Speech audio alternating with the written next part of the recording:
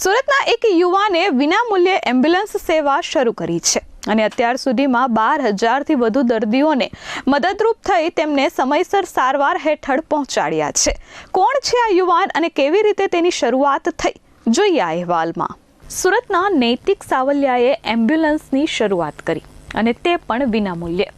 Mahadev ambulance નામથી પોતાની સેવાકીય યાત્રાની તેમણે શરૂઆત કરી।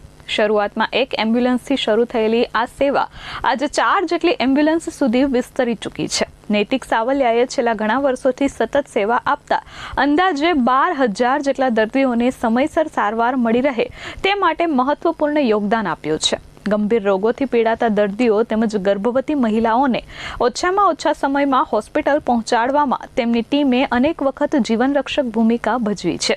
મહાદેવ એમ્બ્યુલન્સની સેવા માત્ર સુરત કે ગુજરાત પૂરતી મર્યાદિત નથી, પરંતુ અન્ય રાજ્યો સુધી પણ દર્દીઓને પહોંચાડવામાં મદદ કરે છે। દર્દીની જરૂરિયાતને પ્રથમ પ્રાથમિકતા આપી સેવા આપવાનો તેમનો અભિગમ લોકોને પસંદ પડી રહ્યો છે। ખાસ કરીને આર્થિક રીતે નબળા અને ગરીબ પરિવારો માટે નૈતિક સાવલિયા દેવદૂત સમાન સાબિત થયા છે।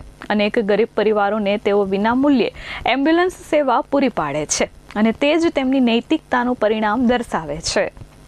નૈતિક સાવલિયા, જ્યારે હું એક હોસ્પિટલની માઇલપા પહેલાં નોકરી કરતો હતો ત્યારે બહુ ગરીબ વ્યક્તિની આવતા હતા અને જોતા હતા આપણે, જેની પાસે જવાના રિક્ષાના પૈસા નથી હોતા, ગાડીમાં નથી જઈ શકતા, પેશન્ટની કન્ડિશન ખરાબ હોય, ત્યારે એવો વિચાર આવ્યો કે ભાઈ લોકો એટલું બધું કરે છે તો આપણે થોડી ઘણી આપણે સેવા કરીએ કે એમ્બ્યુલન્સ લઈએ આપણે અને થોડું ઘણું આમથી આમ કરીને એને ઘર સુધી પહોંચાડીએ એમ। બસ કુદરત દઈ રહી છે આપણને એની માટે, પણ ઘરના પૈસા નાખીએ છીએ તો એટલો બધો વાંધો નથી આવતો। મારી પાસે પહેલાં મેં સૌથી પહેલાં સ્ટાર્ટિંગમાં એક એમ્બ્યુલન્સ લીધી, પછી ધીમે ધીમે બીજી લીધી, પછી ત્રીજી લીધી, એમ કરીને હું આગળ અત્યારે સંઘર્ષ કરતો અહીંયા પહોંચ્યો છું।